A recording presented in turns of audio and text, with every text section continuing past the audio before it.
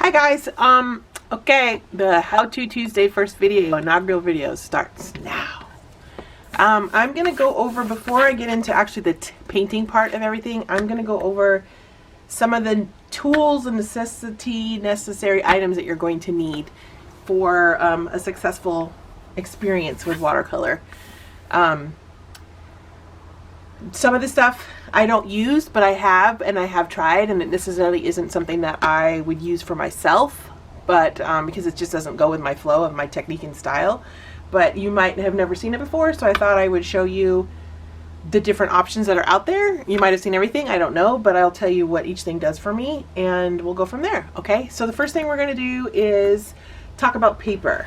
Paper, I use, my favorite paper is FABRIANO hot press, 140 pound. FABRIANO hot press, 140 pound. This is what I use. FABRIANO hot press, 140 pound. I use this paper. I like it because it's very smooth texture. Very, very smooth texture. I'm gonna zoom in. You can see it's a white screen, so it's very smooth. I prefer the smooth for watercolor paper. I'm not a huge fan of the bumpy, which is the cold press. The cold press, it's just as amazing.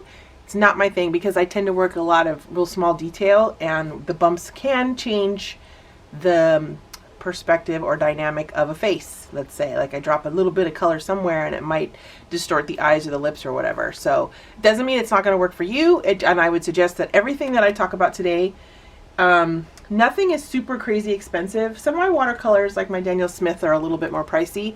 So you don't start off with the priciest right away, just until you get a feel for it and you fall in love. Then I would say go for the watercolor, those higher end. But most of the stuff is pretty inexpensive. I'm not a huge big spender. Even my watercolor brushes, I'm not, some of them are gifted to me by some incredible friends of mine, some really good stuff. But I'm not a huge brush snob either. I just want something that holds water. I like a small, tiny one and a medium size. This one I don't use too often. I do sometimes, the really big guy, for washes. I don't usually do a lot of detail with these, but these when wet go into a really good point. I've seen people paint the entire thing with just this type of brush. Once it's wet because of the points. That's totally their prerogative to do so. So I actually was an acrylic. I've done watercolor forever and a day. So I did for a very long time. I was heavily into acrylics, and I tend to paint like an acrylic painter with my watercolor. I know how the medium works, so I think that's easier. So if you are an acrylic painter, no fear, you will be able to do this. I know a lot of you are acrylic painters out there, and it's a little hard. It's a very different medium, but I tend to think my formulas and how I work and how I lay down shades and shadows and colors and textures and stuff. It's the same idea with acrylic. So I do that. I do paint like an acrylic painter, but I'm also very familiar with how the medium works. Do I know everything? Absolutely not, because there are so many different brands of watercolors out there, and they all work differently. So it's really a trial and error thing, but these are some things that I know that I would love to pass on to you guys. Okay, now this is cold press, 140 pound cold press. Oh, sorry, 120 pound cold press, and I got this in my SKETCHBOX. And let me see if I can zoom in and show you the texture. Can you guys see the texture on that? It's very bumpy. I'm not sure. I'll also put links to everything, but there's texture there.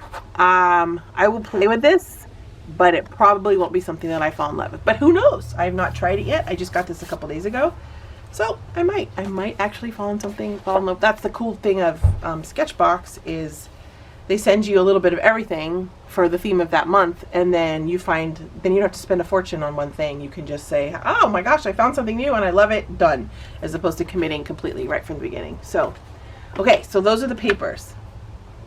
Next we're going to I talked a little bit about brushes, and like a water pen. I have different styles of these, not too many, but I have, like, this one's got a finer tip on it, which I like. Actually, when I was setting up to do this video, I found this one. I haven't used this. This was from SKETCHBOX also. It's just empty. The barrel's empty. You take out the top. You take the top off. You fill it with, you take that out too, that little black thing out. Then you fill it with water, and you put this back on, and you're good to go. The funny part is with these, unless Like when I was in Scotland, when we were doing some plein air painting by a castle, I forgot to pack everything for myself in terms of a water brush or paintbrush or even a water holder or anything. And my friend Melanie was so kind and she let me borrow one of these. I at that point was forced to use the water that's inside the barrel because I had nothing to dip into. When I use these, for whatever reason, even if there's water in it, I tend to go into my little water containers and then paint. I don't know why, a habit I guess, because I'm used to using a paintbrush and just going straight into water. So yeah, that's that. These are very cool though for travel for sure. Travel, skip to the, trip to the park in your local neighborhood, whatever it is, because then you don't need the water. It's in there already. It's kind of cool. It's kind of cool. I will attach some links to all of the stuff that I've talked about so far in this video, so you guys don't have to go, what is that? What's the make? What's the brand? Because I will tell you in the info of the video itself. Now, this is one of my favorite things. I don't know why, because I'm kind of a dork, I guess. But there are several surfaces that you can use to put your paint on, your watercolor paint. That's if you are using a tube. If you're using a tube, hang on just a second.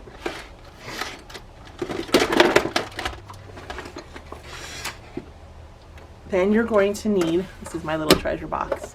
Look at all my paints, it's so pretty. It's so pretty. If you're using a tube, then you're gonna need a surface such as this laminate right here. This is laminate. This is a very cool non-porous surface, which is perfect for putting watercolor on. I didn't clean this because I wanted you guys to see how, first of all, how pretty. So pretty. It takes so little of watercolor. It goes a very long way. And the coolest part about this is that I can reconstitute all of this and use it again. Especially if you create a color that you've mixed several colors together to create and you fall in love with. Obviously, you're going to want to create enough that you can use. If you're continuing a piece, you have to put the piece aside and come back to it later. Then you can reactivate it with water and use it again. But it takes, I mean, these will go on forever. I mean, it's very, very cool. So I just wanted you to see that. You can use this. And I also have this, which is, I got this on Amazon. I got actually the porcelain thing on Amazon too.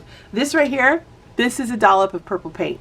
That dollop will last me forever. I didn't clean it off because it's a lot of paint right there. That's like a gold mine. So I didn't clean it off. I cleaned the rest off, but I left that and that. This especially will last me forever, so I'm going to leave it until it's gone. But this right here is a nice big surface. Let me get out a little. These are my hands. I can get 2.5 hands in there. That's a lot compared to this, which is cool for small projects. But if I have these little spots all over in here, that's probably like 20 different paints, 25 different paints I can get on there. So those are some of my things. I have the laminate, which I love. This is one of my go-tos. I use this all the time. And then this bad boy, and then this. So there's options to whatever tickles your fancy. Whatever tickles your fancy. Okay, so we'll come back to this. Now, towels. There is the standard go-to paper towel. There is the actual fabric towel. And then there is a sponge. Okay? People use whatever tickles their fancy. I prefer the regular paper towel because I use it, I pick it up and I use it to dab watercolor if I have too much. If I have too much in a spot or if I want a certain texture, I'll just grab this, take a little bit, crunch it up, and then dab, dab, dab, and we're good to go. These are good as long as you have something that's super absorbent. Like, you know, some of those like 99-cent store towels, you think, oh cool, I'm only spending 99 cents. Unless I have not come across something that's actually really absorbent. So these, you might be able to clean off your brush, but it's not going to soak up the water like you want it to if you have too much on your paintbrush. So these are cute, but they're not super effective. This I've never tried, but I think it's a really cool idea. It's a sponge, it's a wet sponge. I've squeezed out all the water, but it's still damp. And it'll soak up the water. You tap your paintbrush, you get it wet, tap your paintbrush onto it to just pick up excess water, and then you can clean your paintbrush. It's not really so much for cleaning, although you can get some, but you really need to dip your paintbrush into the water to clean it. This is more absorbent, just to pick up the extra water or color. You know, if your color is on your brush but you have a little too much water, you just do a little tap on this and then it'll take up some of the water but still leave the color on your paintbrush. So that's an option too. Those are 3 of those options. What's next? I have my little cheat sheet over here. Water containers. I tend to use just a plain old, let me grab it, old jar. I use one. Isn't it pretty? I have a thing for dirty. I mean, I don't like them dirty, but when they get marked and stained and I can't clean them off, it's just like a well-loved jar. Like a well-loved jar, and I think that's kind of the story of the artist right there. So I totally dig that. But this is very cool. It's for travel. It's collapsible and it pops out. Ta-da! Ta-da! There's this one. Some of you might have seen this one. This one's okay. Unless you keep it, like, once you put water in, it's pretty decent. But it does, see, look, it's starting to collapse. Well, you can't really tell. It's starting to collapse a little. Water keeps it up a little bit more, but I'm not super crazy about how it just kind of goes into itself. So it's good in a pinch, but not my favorite. Not my favorite. This is also another option. Again, I love my dirty container here. It has 2 sides for cleaning brushes. 2 sides, I mentioned that because you can have watercolor artists, purists, watercolorists use 2 jars. They use 2 jars for water. These are empty. And 1 is for clear water and 1 is for dirty water. So you start with 2 bottles or 2 jars of clear water, and 1 you use to clean your brush with, and the other one you use to pick up clean water all the time. Now I use 2 different colors because I figured if you have 2 of the same color, which I see all the time, it's easier to remember purple is clean, green is dirty, or vice versa. And then the same thing can be with this. You can have clean and dirty water or clean and dirty water. It's up to you. But then this is one thing. I think this is kind of a cool option. Again, I cannot say that I'm a purist watercolorist. I was an acrylic artist mostly before. I mean, I've done watercolor my whole life, pretty much, since young. But I did a lot of acrylic. And so I'm used to painting with 1 jar. I clean in here and I pick up in here. I never, I guess, get so out of control that, and I don't use a ton of watercolor itself. It's not like where acrylic paint, you use a lot of paint when you're painting. Like, this is all I use. This was 1 whole painting. Now it's a 4x6, but it's pretty decent size, and it took all of this, and there's still left over. So to get this really gross would take a lot of paint, and with watercolor, it's not that much. I hope that makes sense. Acrylic paint's a different story, but with watercolor, definitely not that much. Okay, so those are my water sources. So there's clean and dirty, 2 jars. There's 1 jar, which I love. This is for travel. Totally cool. It collapses. Collapsible, and it's pretty sturdy. It shouldn't tip very much, or at all, actually. And then there's this, which is, again, clean and dirty. Or clean, and dirty. It's totally up to you. Whatever you want. Okay, so that's that. Now, let's move that out of the way. Now I have tape. Tape, why do you ask? Tape, what do you need tape for, Jenny? Well, tape is, if you want to, if you choose to, let me grab my stuff here. Tape is for taping down your paper to your surface. If you don't want your paper to buckle, because you are using water and paper, and the paper will buckle, that's just kind of the nature of the beast. And it depends on how thick the paper is and what type of paper is, how bad the buckle will be. I'm going to tell you right now, if you are going to practice watercolor, do not practice on drawing paper. Do not practice on sketch paper. Do not practice on newsprint. Do not practice on watercolor paper. You can start with the cheap stuff. Like Arteza is super inexpensive, and people seem to really like the paper. I haven't used it myself per se, but yeah, start some with cheaper stuff just so you can get a feel for what I mean by buckle. Unfortunately, I've seen so many pieces on my page where they do these beautiful works and then they go, the paper buckled because it was not the right paper for the piece. So if you're going to commit, I highly suggest, just make an investment in a low price paper, a pad of paper, even the small stuff. You don't have to get really big. Or you can get one that you can cut into smaller pieces. I tend to cut mine. I don't usually work 9x12. I cut them in half. So anyways, that's my little tip. Don't start with crap paper. Use watercolor paper. Okay, so I'm going to take one of these. They turn into postcards. How cute is that? So I can, turn into postcards so I can do the painting on the back and send it to somebody. Can you see that? Yeah, pretty cool. Okay, so I can decide with either painter's tape, this is the green one, it's fun, but there's the blue painter tape, the traditional blue painter's tape, or I have washi tape. I tend to find that the washi tape actually peels up better after you've done your project. The painter's tape does too, but the washi tape I've had a little bit more success with. Now this is just plain old chipboard, which was the back of a pad of watercolor paper, and I kept it. And you can do it to this, you can tape it to this, or I have this art board that you can get at any Michael's or Joann's or Hobby Lobby or whatever, and you can tape it to this, any direction you want. It's not going to hurt this at all. The watercolor will not hurt this paper, or hurt this surface, or this. So I could take it, and I could tape it. Now, I have 2 different sizes here, well 3 technically, 3 different sizes, small, medium, and large.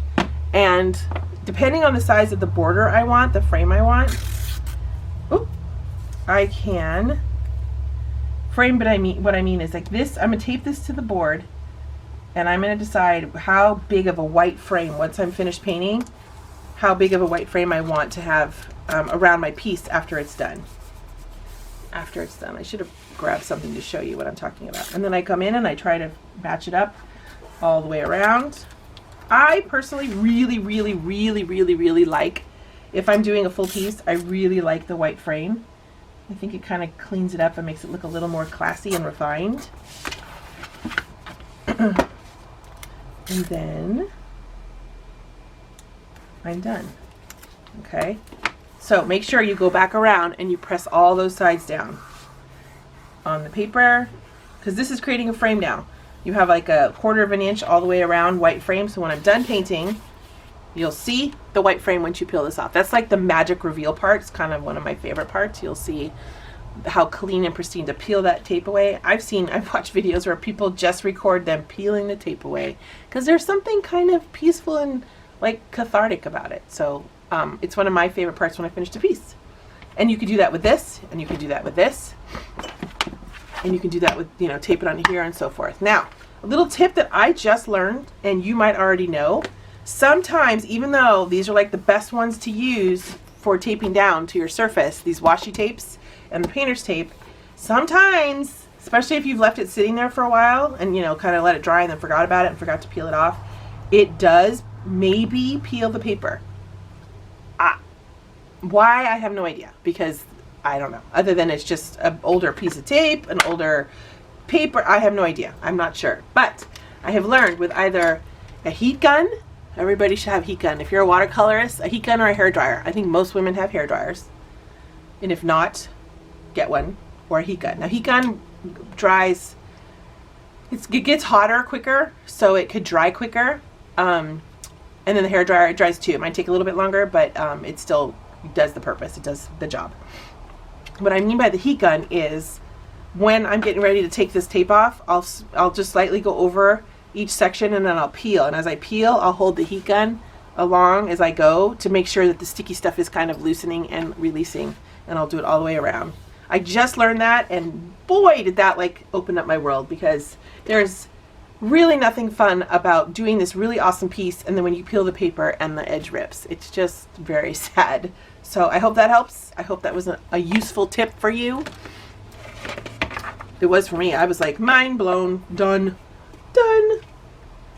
Okay, next.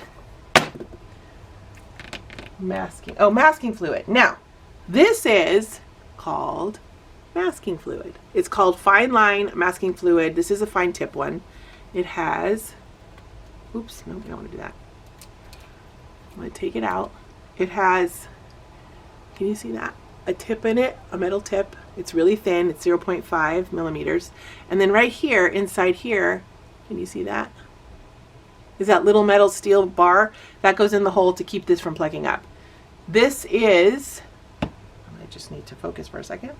This is to use, there's a few ways you can go about doing this, and I will make, I will do a sample later in another video, or later in this video I should say, about how this stuff works. But this is when you have your white paper, you will lay down, like say I'm doing an eye. I drew an eye here, okay? I will take this and I will fill in the white parts, or the white part of the little, the little white reflection, the ping of light in the iris itself with the pupil, and I'll make this I'll put that in there and make that. That's going to stay as pristine white as this paper. And the white of the eyes, pristine white as this paper. Now, for the white of the eyes, we're going to go off topic a little. When you're doing an eye, if you want it to look realistic, there is really no white in the eye. The more shadow and grays and browns and shading you put in there makes it look more realistic. But this could be used for the ping, the little white reflection in the eye, the iris part. And when you're all said and done, you put it down, you wait half an hour for it to dry, and then it will feel like little soft and rubbery, which is perfect. And then you'll do your drawing or you do your painting, you finish it up and everything, and when you're all done, you'll rub it just like this, like you're getting glue off your fingers, but you'll rub it and it'll lift up the masking fluid, and you have that white perfect spot. Now, you can go to town with this. Anything, if you're thinking, you kind of have to think backwards when you do something like this, because you want to think, where are all my white spots going to be first before I add any color? So you'll do your drawing, and then you'll look and see, okay, white spot, and then you'll put the fluid, masking fluid in there. It could be any shape. That tip allows you to fill anything, any kind of shape in. Words, faces, leaves, plants, animals, whatever it is, clothes, and then paint, and then peel. The couple tips, like I said, once it's dry, it will feel rubbery and soft. If you put too much down, it kind of feels tacky, or it will be also, if it's old, it'll feel tacky. So you'll kind of have an idea. You might still be able to use it, but it might not feel exactly right. Again, this is a trial and error thing, because I could say it till I'm blue in the face and describe it beautifully, but you won't know until you actually play with it. This isn't a necessity. It's not a priority. I could use my white Uniposca or my Jelly Roll pens and make those white reflections. This is just another cool technique. It's fun because you get the big reveal at the end. Like, I love to do the little white pings and the lips and the eyes and that stuff on my portraits, and sometimes in the hair and whatever it is that if they're wearing anything that has a shimmer on it. But this is also really fun too. This would be just as fun because you're done and you think you're finished, and then you peel away all that masking fluid and you have all those beautiful white spots, and it's just like it brings it to life. That's one of my favorites. It brings it to life. So that's that. Let's see what else. Also, another tip that I just learned, and I will show this later, but I want to show you the tool. I thought it was so cool. This is a Magic Mr. Clean eraser. Now, this will remove almost completely if you get watercolor, like if it sprays and it drips or somewhere on whatever you're working and you really don't want it there, if you get this wet, lightly kind of tap it a little and pick it up gently, you should be able to pick up that watercolor. I mean, what? I did a piece not that long ago and I got a big splotch of, now mind you, it can't be a super rich or thick, dark color. It has to, have to be like a softer pigment. And if it is, and it's like a little bit more liquidy in color to it and everything, but you could do that. You could get this wet and pick up the color off of the paper, and it almost completely disappears, at least enough to where you can't see it anymore. So that is very, very cool. Now, watercolor paints. There is pans versus tubes versus presets, pre-made sets versus watercolor paintbrushes. These are presets. I did not make these pans. They're in pans, but it's a preset and they popped out. This is one of my favorite watercolor palettes for portraits because it gives you so many options for skin. And this one, look at those colors. And there's a beautiful gold in here. I mean, come on. This is the Prima Complexion Art Watercolor Set. Prima Complexion Watercolor Set. I love it. Love it. I use it whenever I do watercolor portraits. It's fantastic. This one, I made these pans, and these are Daniel Smith. These are my Daniel Smith colors. Let's get some light in here. These are my Daniel Smith. Now, it's kind of hard to tell, but I've taken the time. If you are to do pans, you need to fill your pans. Oh, why is it so dark? You need to fill your pans and then write what they are. Like that's Moonglow, and that's Daniel Smith. It's a DS for Daniel Smith. If you don't do that, they all look the same after a while. Like there's a lot of darker colors in there. I would have no idea what they are until I used it. And if I loved it and I ran out, I wouldn't know what to order. So if you did take the time to fill pans from the tubes, like these tubes right here, any of these tubes, from these tube paints, if you take the time to fill the pans, which you don't have to do. I had an explosion in my bag. You can see it's all over everything.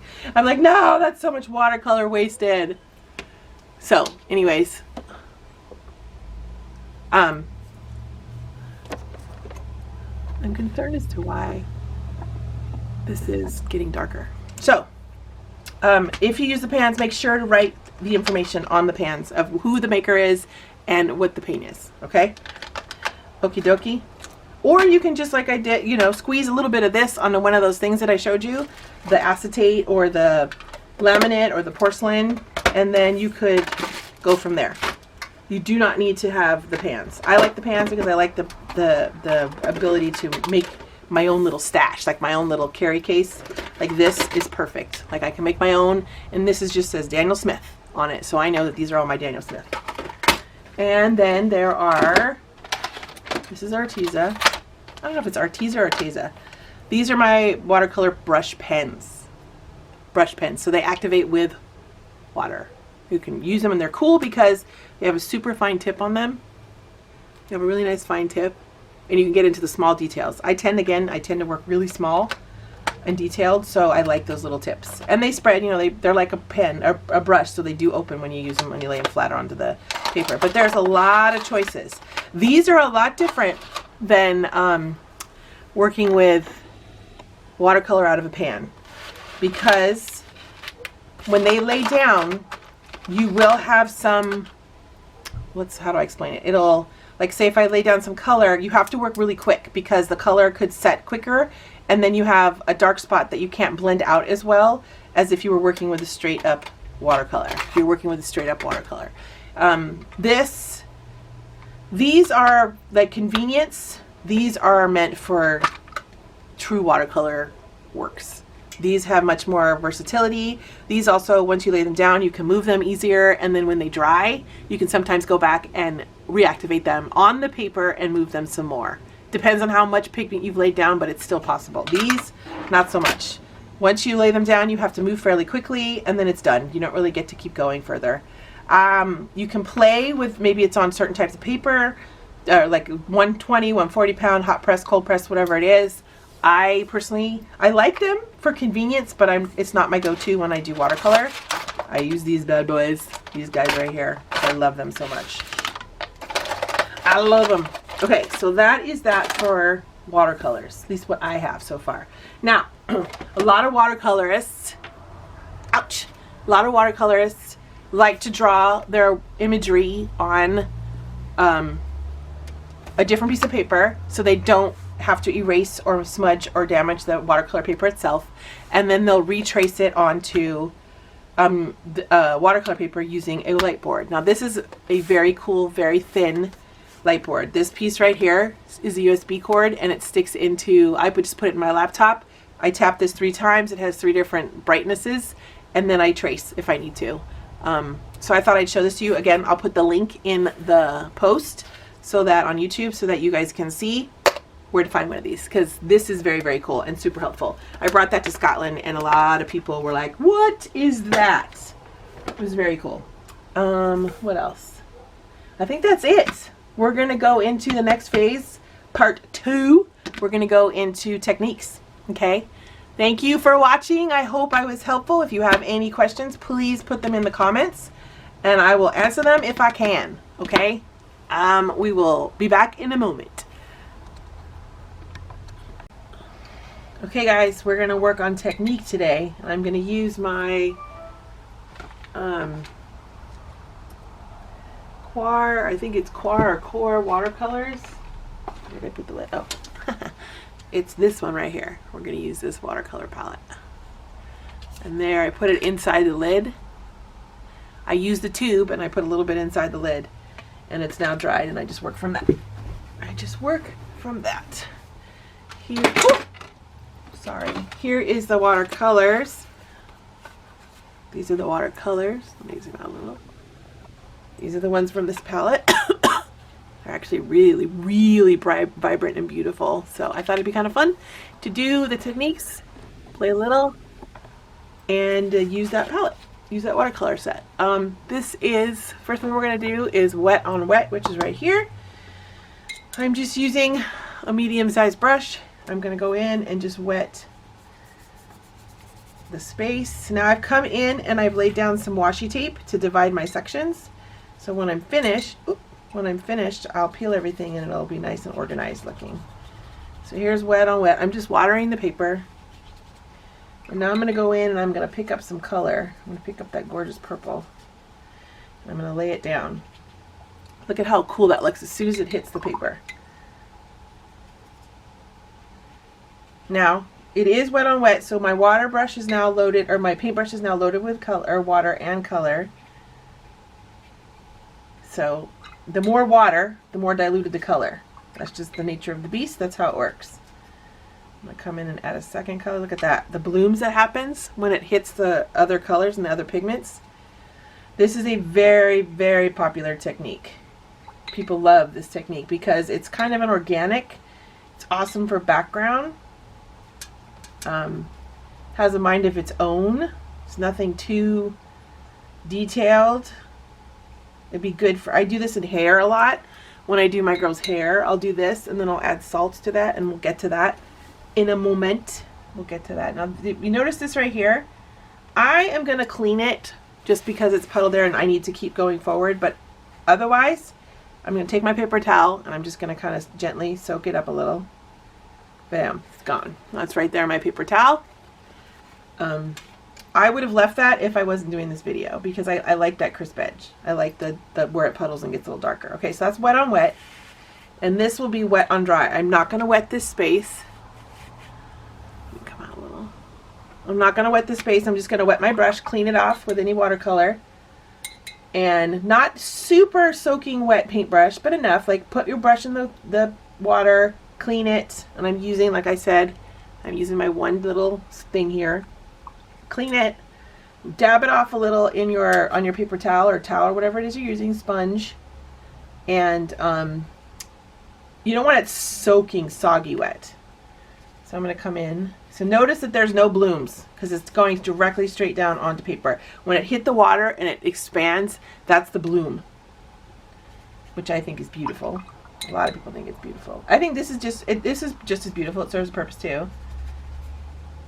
This is more controlled for sure technique. Definitely more controlled. Not a ton of water. I think I'm going to throw a little green in there. And I'm not going to blend that because I like the way that I know what it's going to look like when it dries. I'll throw some green in here. Oh, oops, I hit it. So that's wet on dry. Okay, serves purpose. It's way more controlled, way more, I mean, I have, like, when I would use this, I would use wet on dry, like if I was doing a portrait or a girl, one of my girls, watercolor girls, I would not wet her face first. I would go straight in with a paintbrush that's wet, loaded with color into her face, onto the skin. I wouldn't, like, as opposed to the hair, where I would have gone and laid a bunch of water down in the hair or the background of the piece, and then laid in the color. Two different looks, two different reasons. This one, that extra water right there, this one I'm going to do a little gradation here. We're going to do a little gradation. Aren't these colors gorgeous? Okay, I'm going to take the green. Now gradation is going from dark to light. That's how I'm going to work it. You can go from dark to light that way. I'm going to go dark to light this way. So I'm going to lay down a thick coat of color here. Pretty decent.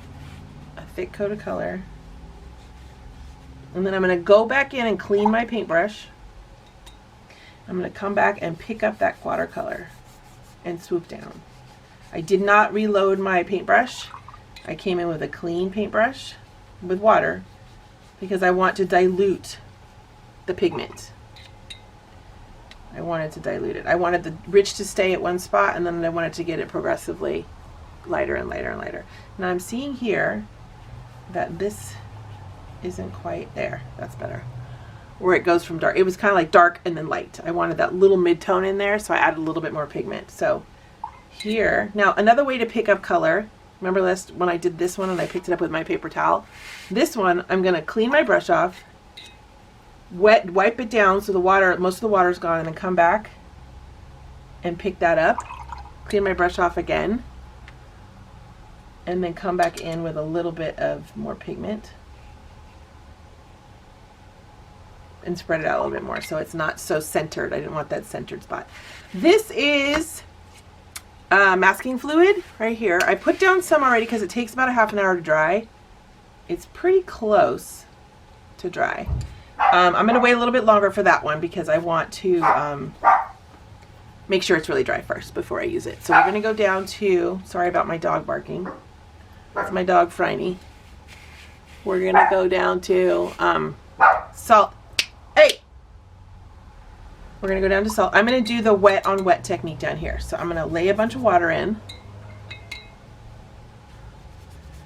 Lay a bunch of water. And you can kind of see that I didn't clean my brush very well. Maybe not. It's a little tinted. Lay some water. And then I'm going to pick up some color. Let's pick up blue, that pretty blue color. I'm going to do a couple colors. See, there's that bloom again when it hits the water. There's that bloom, which is gorgeous and so fun and unpredictable and awesome. No. Let's add some pink.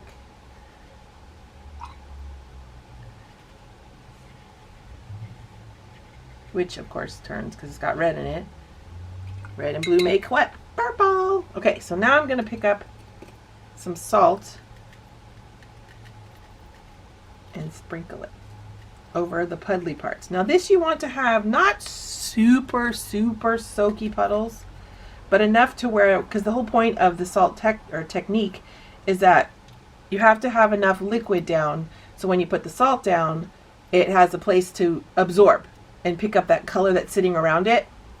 Now I'm going to come in a little bit with this pink again, more of like a rich pigment of the pink, and just kind of blot it around it because it was a little diluted for my taste and I want more of a wowy effect. I'm going to clean this corner again, so I don't want it to drip on my board here. And then we're not going to touch it. I'm going to put a little more salt. A little more salt right there. This is fun. There's all different salts do all different things. Like they're not all the same. Not one salt is equal to anything else. Whoa! It just has its own little magic. Like this, I'm using pink Himalayan salt right now. It has a different finish when it dries. You're going to wait completely for this to dry before you swipe away any of the crystals at all. Any of the salt crystals. You leave that alone. You could let it dry on its own, or you could take it to a hairdryer and let it dry. It will both ways work. It just looks a little different. It doesn't have enough time. If you take a hairdryer to it, the whole thing is that it's sitting there and it's pulling pigment, it's puddling pigment around those little salt crystals. If you dry it quickly, it's not going to have, I guess, as a dynamic, if you wanted to make a difference, a dynamic effect. It'll still be effective, but the puddles will not have as much time to create the little magic with the salt crystals if you do it with the hairdryer or a heat gun. If you let it dry naturally, then it just sits and it continues to pull, and you get like these cool little like wispy things. But that is also, again, varies on the salt you use too. So it's really fun to actually play and experiment to see which ones you like the best, which ones you like the finish of the best. So I suggest, again, just like I said earlier, I would play with everything. I would do this exact thing. Do this for yourself. Create something, a little grid. Do this exact thing and see what you can come up with. Okay, so this one, this is a cool technique too. This is really good for like if you're doing plants or nature or water. I'm gonna use, I think I'm gonna use orange. I'm gonna lay down, let me clean my brush. I'm gonna lay down water, just like we did in the other one. Lay down water. Make it pretty substantial with color on water. You want a good, rich pigment in here because I love it when it hits the water. and makes this cool little blooms. So fun. Have you guys ever seen, I gotta do a video of that, where they do ink and they do the same, I don't know, ink and watercolor, they're a little different when they bloom, so it's really, really cool, really magical. Let's add some more. I want some rich color here. And give you a little peek as what this looks like. This is what my palette looks like. I've just, inside the palette are those little pockets for water and color, so I just use that instead of putting it in to pan. I thought this worked. Okay, so now I have a good amount of color here, right? Let me go to here. I have a good amount of color. So now I have my cellophane. I'm going to crunch it up. And then I'm going to open it. And I am going to lay it down. Lay it down. Kind of. And not touch it. I'm going to make this come over a little. And not touch it. Once it's laid, it's done. You can kind of manipulate a little if you want like the patterns to go a certain direction or whatever. But this purpose, I'm just laying it down so you can see what the cellophane finish looks like.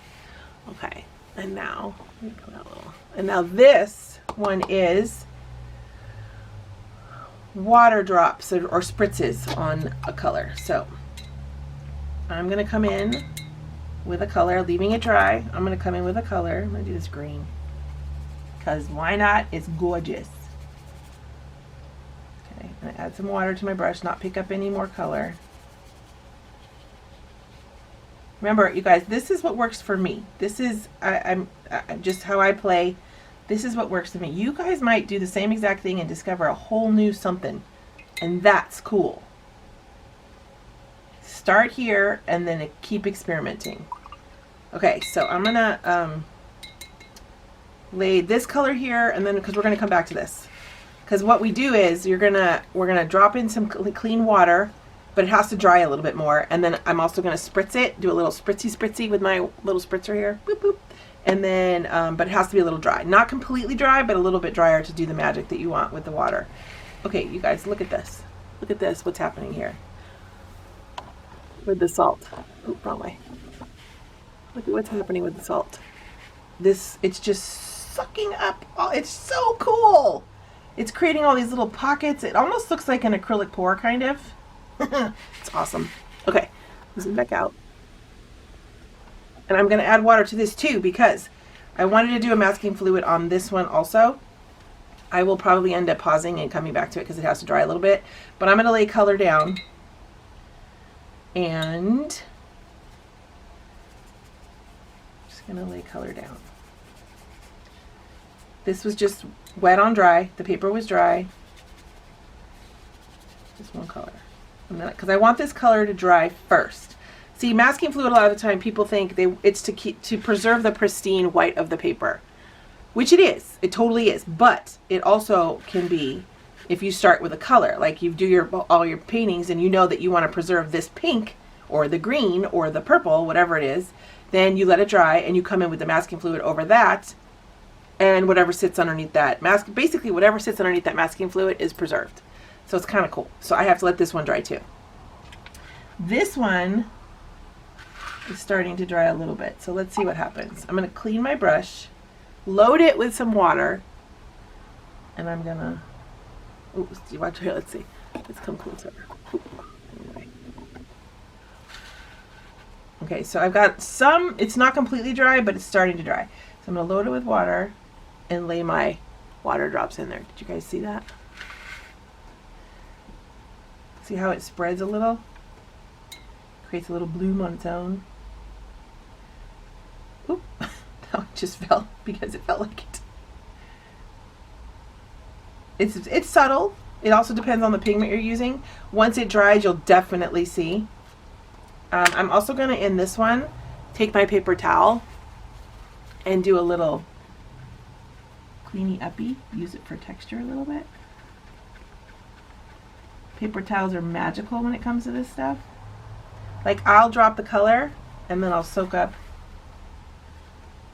the color, and it leaves like 2 dimensions. It has the undercolor that I first laid down and then whatever that pattern was created with the water drop.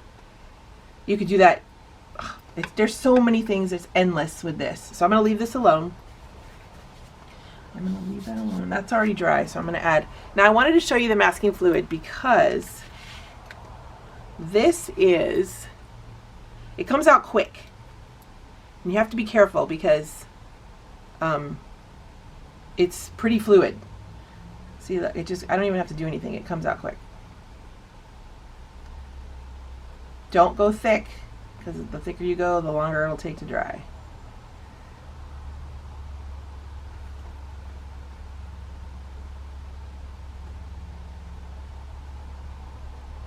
But how fun is this tip? And I could fill these in if I want. Let me just fill this one in. I'm not even squeezing, you guys. It's just coming out because I've tipped it over.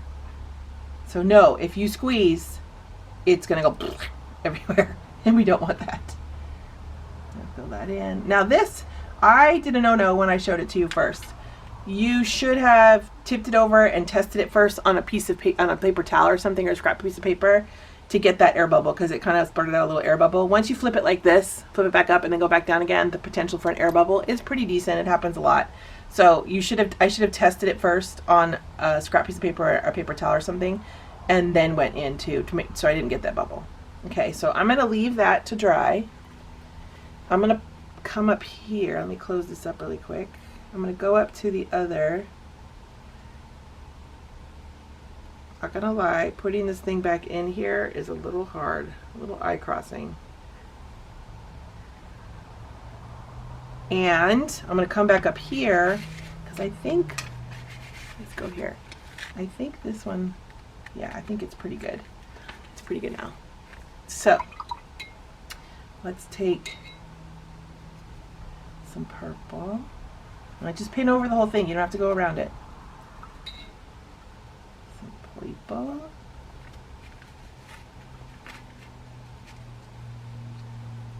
Now they shouldn't come off. I would suggest not being super aggressive because I made these little tiny dots too. Don't be totally super aggressive with, like, you know, your scrubbing of the water. Also, clearly this is not precision work, what I'm doing right now. What I am playing with right now. It's not precision work. It is me just testing to show you how these things work. But you can use a masking fluid to do precision work. Like you saw on my other piece, I was more controlled. This is just dots. I just made some dots just to have something down on the paper. And combining. Now, see this hard edge right here? This hard edge that's created? I'm going to come in with a wet, clean brush and just kind of massage that out. And I'm done. I'm going to leave that. I'm going to also pick up some of this so it's not going to drip everywhere. Okay, so now we're going to let all of this dry. Let's zoom out. Look at how pretty that is.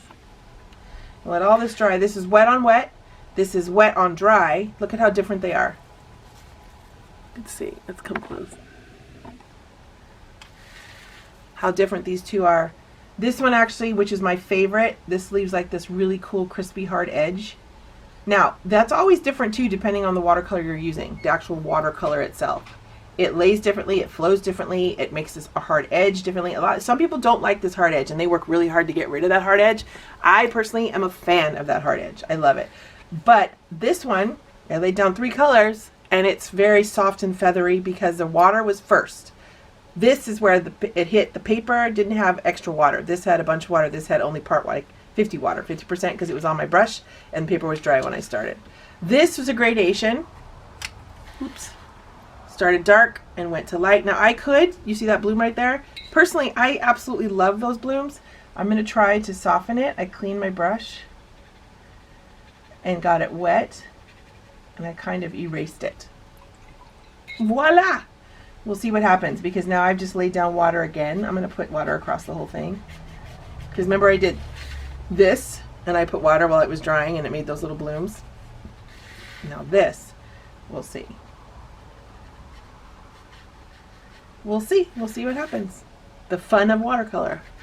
This one is drying still. I can't wait to see what that reveal is. This one, okay, so now this one is mostly dry. So I'm going to do some spritz with my water here. It might not be. Oops. Oh. Okay, don't do what I did. My water was thinking was pointing that way, so I just completely saturated that. I'm gonna have to dry that off. Oh Lord. Okay, let me soak that up a little. Okay, let's do this now.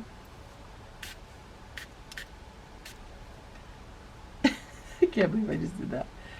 It's hilarious. Okay, I'm a master. And then I'm going to come in and pick up. Play, play, play, play, play. Okay, so we're going to pause because I need things to dry a little before I do anything else. I'll be right back. Okay, so everything is dry. Everything is dry. And we're going to do the salt first. Why is it that I cannot figure out? Okay, so I'm going to scrape off some of the salt.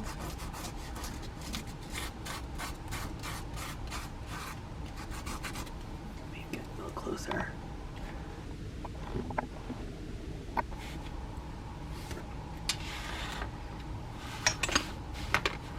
Doing down here now.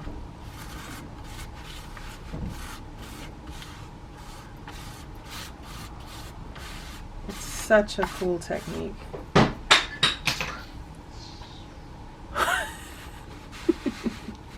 My daughter just dropped something on the floor. It sounded like it broke.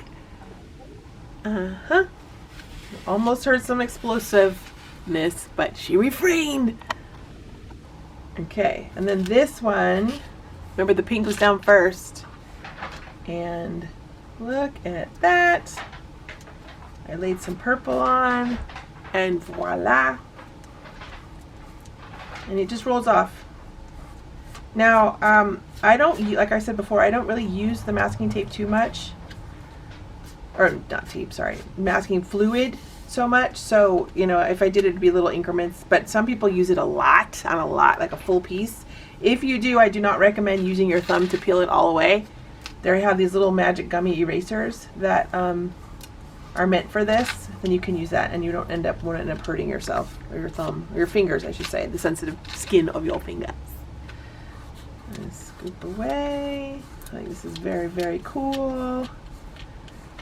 Be cool if to write your name or something. Okay, so there's that. And we're gonna zoom in on this bad boy. I'm super excited about this one right here. Okay. Look at that.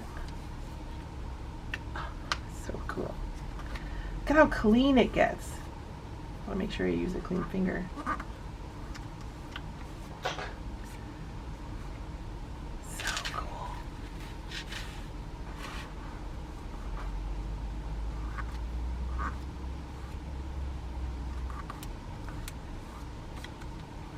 So white. It's awesome. Wow.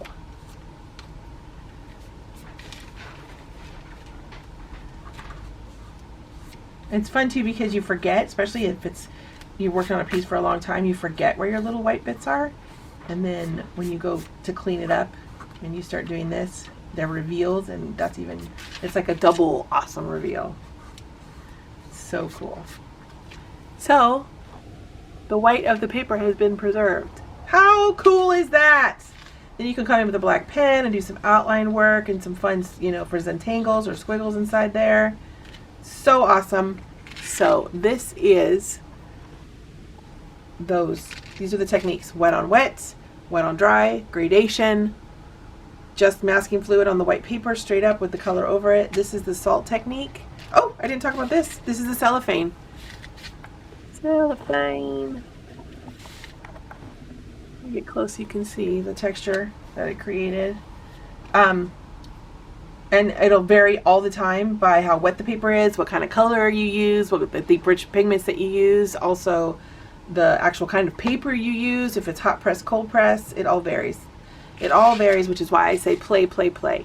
This one is where it was partially wet or partially dry at that point, and I dropped in some water drops and did some spritzes on it to give this cool little mottled effect. It's kind of similar to the wet on dry one. Let's move that a little. kind of similar to that. And then that. And then this is the masking fluid where it was pink first, then I put the fluid, and then I put the purple, and then it dried and I peeled it away. So those are there's 8 techniques right there. Now I'm gonna do a piece. I'm not sure what actually I'm gonna do. That's the surprise. I probably won't include everything, but I'll pick a couple from here, from this 8 duo set, and work with that. So until then, I'll be back.